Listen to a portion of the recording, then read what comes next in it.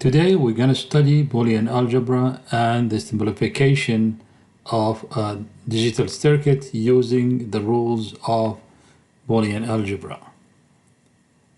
Most, if not all, the material that will be covered in this session is due to these two mathematicians, Logisim, George Boole, and August Demorgan. So their ideas are being used throughout this chapter. So we're going to be defining variables. So the variables as we understand them, as in algebra. For example, we can have something like this: x plus y equals 3. We are familiar with these from our study of algebra, regular algebra. So these are variables. Similarly, in Boolean algebra, we're going to also be talking about variables. Typically, we'll call them A, B, C, and sometimes X, Y, Z, and so on. But anyway, these are all variables. In addition, we'll be talking about, sometimes talking about literals. And literals are variables, but later on, we're going to see that sometimes we have a variable A, and we might be talking about its complement, for example, a bar or a complement. So these are two literals, but they are we have one variable. So a literal can mean with negation or without negation. So we have here two literal but the same variable. So in other words, if I have this expression a times b plus a bar times b bar, so in this case we have two variables, but we have four literals. Okay. We also we're going to be introducing the sum or addition of terms, their evaluation, and then identification of product and their evaluation, as well as explaining addition and the product or multiplication. Addition is carried out using the OR gate. So in previous session we talked about Boolean addition, and we said OR gate is the tool that being used to represent addition. So this is an OR gate. It has two input, A and B, and the output is Y. So this is Y, and Y, as you can see from this, can be expressed as A plus B. And how it behaves, it's always 1, as you can see here, it's always 1. The output, or the Y, is always 1. It's only 0 when the two inputs are 0. Here is an example. Let's say we were asked to find the values for AB, and ABC and DC is missing. What are the values to make this one equal to 0? So in order to make this 0, then every term should be 0. This one should be 0, this one 0, this 0, in order for the whole thing to be 0. So I must have A equal to 0, I must have B equal to 1, C equal to 0, and D must be equal to 1 in order to make this whole expression equal to 0. Multiplication is executed using the AND gate. So this is the AND gate. If we have A and B as input and Y is the output, then Y will be A times B. And you can see here from the all possible cases, the output is only 1 when both inputs are 1. 0 otherwise. Here's an example. So we have in front of us, there is the expression, also the C is missing. We have this expression A times B bar C times D equal to 1. So what makes this expression equal 1? So in order to get this result, this must be 1, this 1, all of them must be 1. So A has to be 1, B has to be 0, C has to be 1, D has to be 0 in order to make this expression equal to 1. There are some properties that comes with addition from our understanding of algebra. So when we add 3 to 10, we know this is the same as adding 10 to the 3. All give me the same result. Same thing with Boolean algebra. I can have A plus B this way, or B plus A. B plus A, all the same. Multiplication is same, is commutative. So it's commute. What that means, I can have A times B. This is the same. Imagine this one is commuting, moving. B times A. Another law that comes with Boolean algebra is that of associativity. So associative law says that if we have expression something like A, all right, plus B plus C, A plus B plus C, what can I do? I can add the BC first and then the result to the A, or I can start from A to B and then I get C. All of these are the same, no difference. So in other words, parentheses are not important.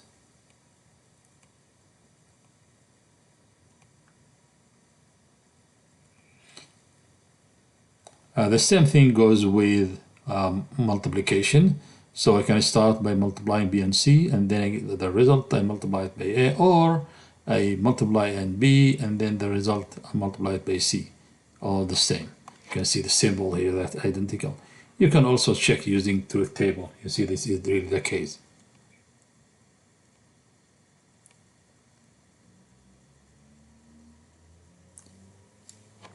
Another law is the law of distribution. So what that means? It means that addition can be distributed over multiplication, or multiplication over addition. Let's recall something that we are familiar with. In algebra, we may have something like this: 3 times x plus y. We understand that this is the same as saying 3x plus 3y. Here we distribute multiplication over addition.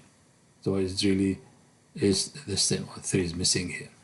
This is the same. These exactly the same.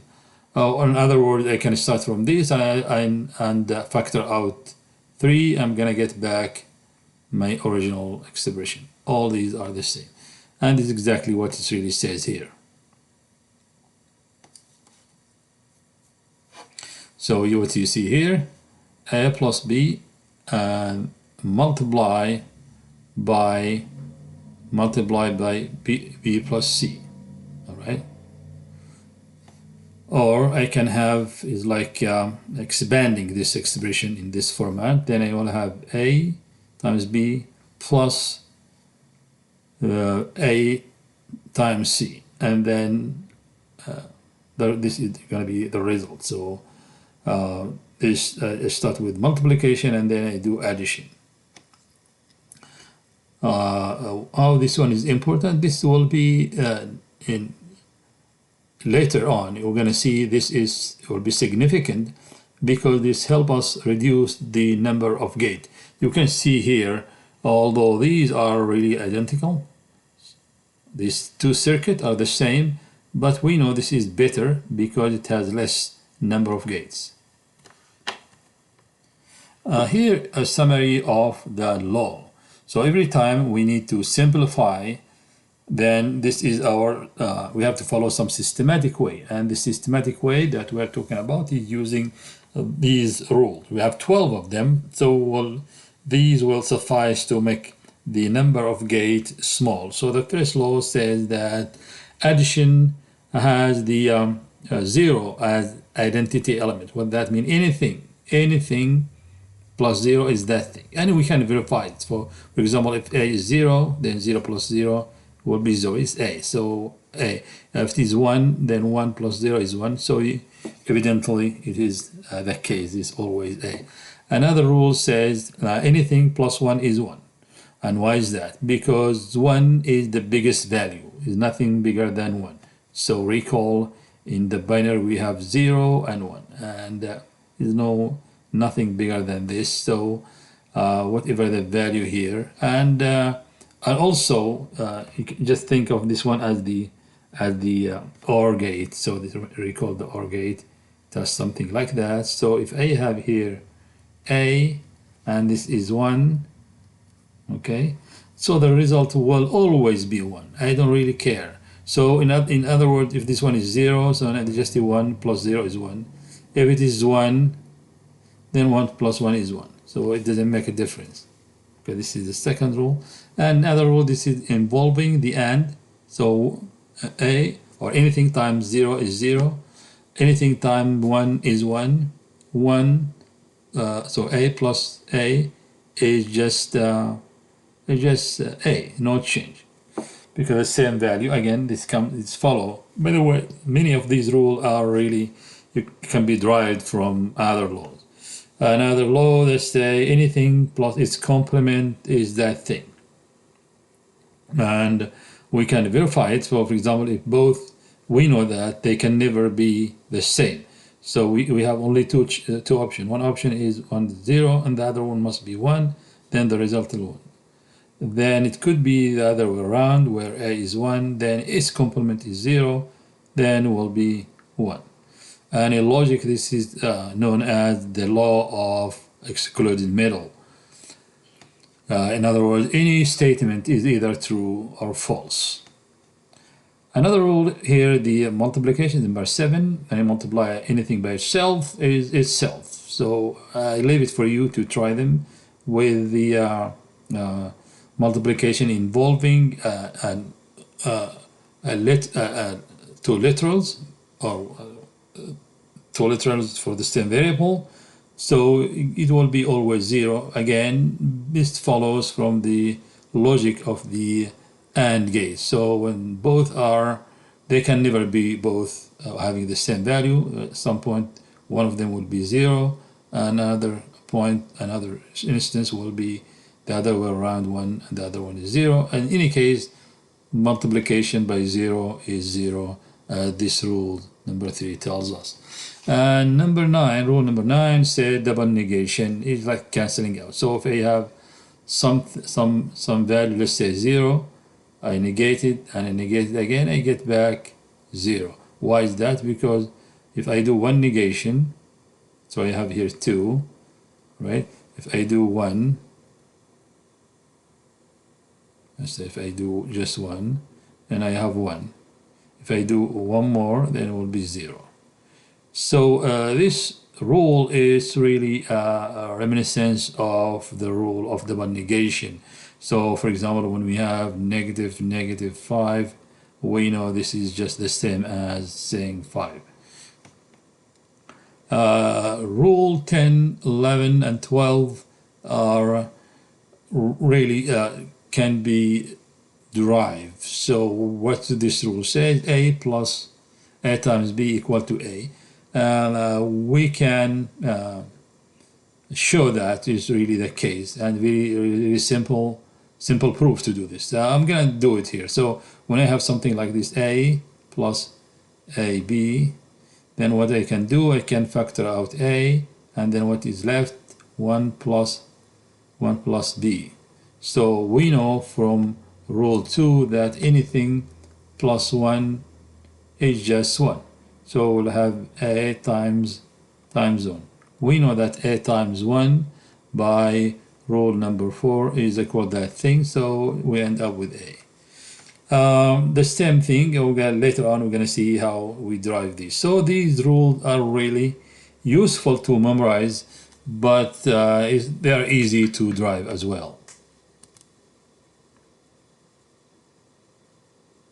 And here is just demonstration of these rules as I explained them. So I'm going to go quickly over these, but you can slow down the video and look at how they go. But I believe I discussed them in a fairly detailed way. And this is the law of the double negation if you are using the inverter. So you can see here, if I start with 0, I end up with 0, start with 1, I end up with 1, no change. So in the future, if I have something like this, I don't need to do this. I just keep the input itself. So I'm going to keep the input. I don't have to go through this. Again, the whole point is to reduce the number of gates.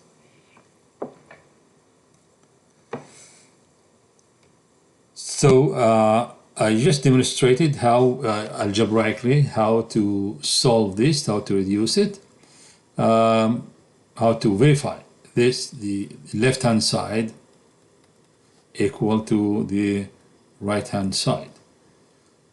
Now we can use truth table to check this is the case.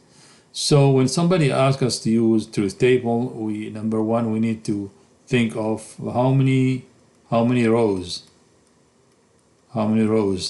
our table will involve.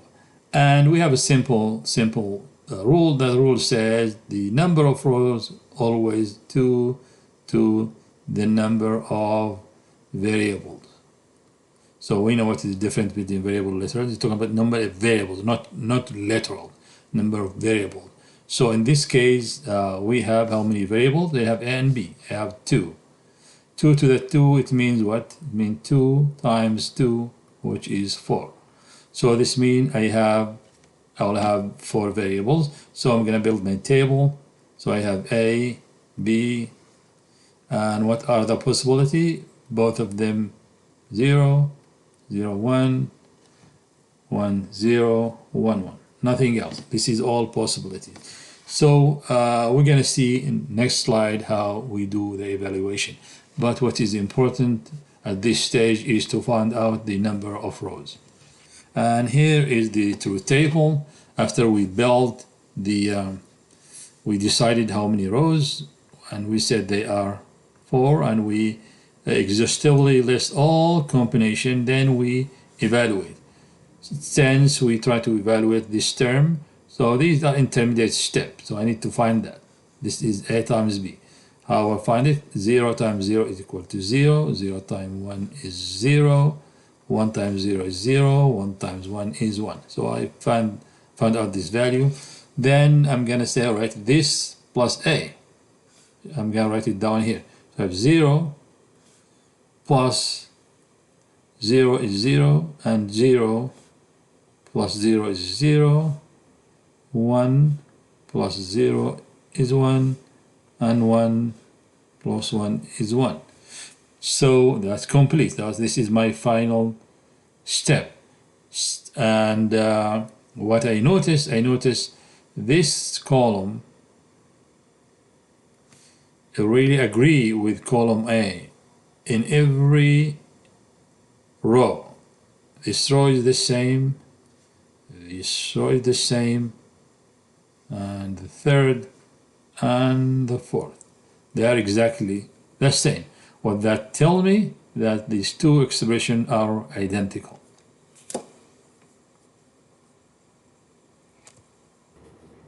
Here is a second example, which is just one of the rules, and we say we can be deduced. So we're going to use 2 ways. The first, we're going to use the rules that mentioned. So I have this expression. Let's just rewrite it here: A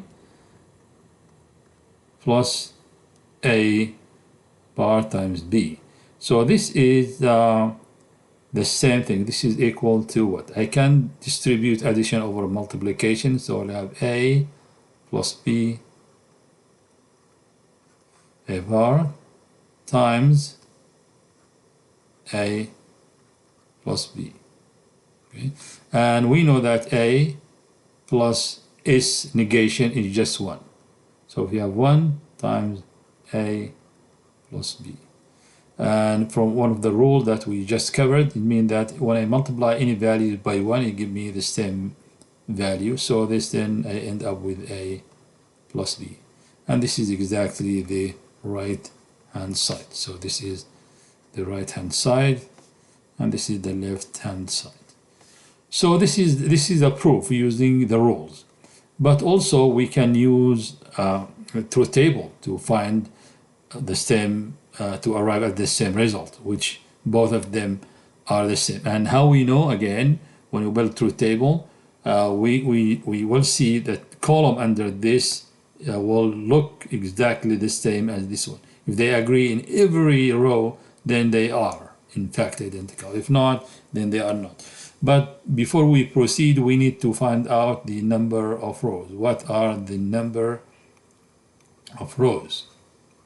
And recall from a previous slide that number of rows is always 2 to the number of variables. Number of variables. And in our example, how many variables we have? So don't get confused with this literal. So this is literal. So we have 1, 2, 3 literal, but the number of variables are just 2. So we have 2 to the 2, and this one is equal to 4, again as before. So here is our table. These are all possibilities, and here is the A complement times B. All right, and so we can do it mentally. This is 1 times 0 is 0, 1 times 1 is 1, because we're talking about the complement. And this one will be 0 times 0 is 0, 0 times 1 is 0. So this complete this part, this intermediate step. And then since I already have A bar times B and I have A, I just will do the addition. So 0 plus 0, 0 plus 0 is 0, 0 plus 1 is 1, 1 plus 0 is 1, 1 plus 0 is 1. So done with this. And A plus B is just the OR, the logic for OR. So again, it's all 1 except when both are 0. This is the only exception. So what we notice here, we look, this is our final thing. Now we're going to look at this one. Do they agree? Do they agree? Sorry, not this one. This part. This is the final one. Okay. Do these two agree in every row? So you can see they are the same in the first and the second, third, and the fourth. In fact, they are equal. So that tells us that the left-hand side equal to the right-hand side. In terms of circuitry, this is what you see here is being represented in this diagram. So this is the left-hand side, which is just A plus A bar times B. And this is the A plus B. And you can see this is much simpler than the other design. This is why every time when you see some expression that are equivalent, so we always opt for the simpler one because it's gonna reduce the number of gates. And here is another example. This is for rule number 12, which is says the A plus B times A plus C. So here's the truth table, and again this time the truth table is bigger because we have the number of variables. We are 3 variables. So you'll be what, 2 times 2 times 2, which is 4 times 2, which is equal to 8, right? So we have 8 of them. Okay, this is from 1 to 8 rows. All right, so and we do the intermediate step. What is the intermediate step? It's finding A plus B, and here it is. Another intermediate step is A plus C, and here it is, and then we get their product here. All right, you can see this is the product of these two. All right, for example, here's 1 times 0 is 0, and so on. So this is the product, this is the final one then. Okay, this is the final one as far as the left hand side is concerned. On the right hand side we have A already there, but we need to find B times C, and B times C is here.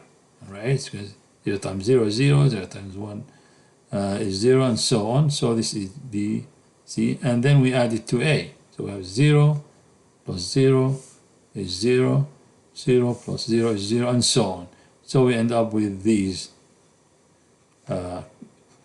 column, and we compare. When you see they agree on every row. So we conclude that these two expressions are exactly the same.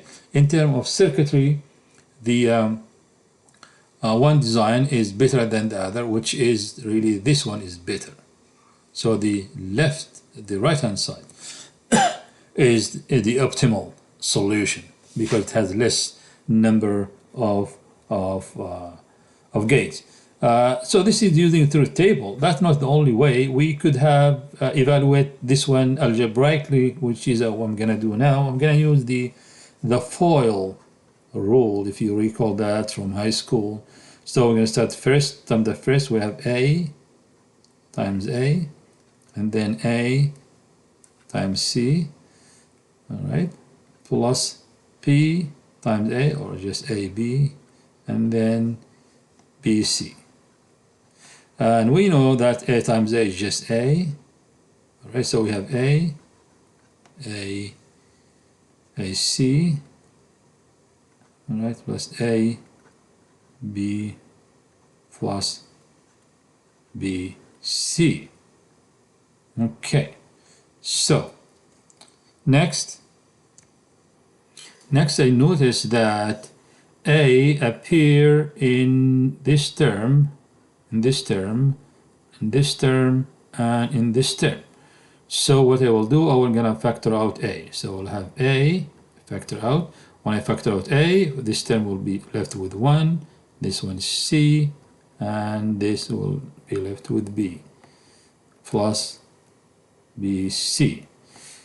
So we know we have now 1 plus something, and what rule does say anything plus 1 is just 1. So this whole thing will be just 1. We're gonna have A times 1 plus BC, and we know that 1 times 1 is just A times 1 is just A. Anything times 1 is 1. So we have A plus BC, which is exactly this. So either way, we got the same result, that these in fact are equivalent.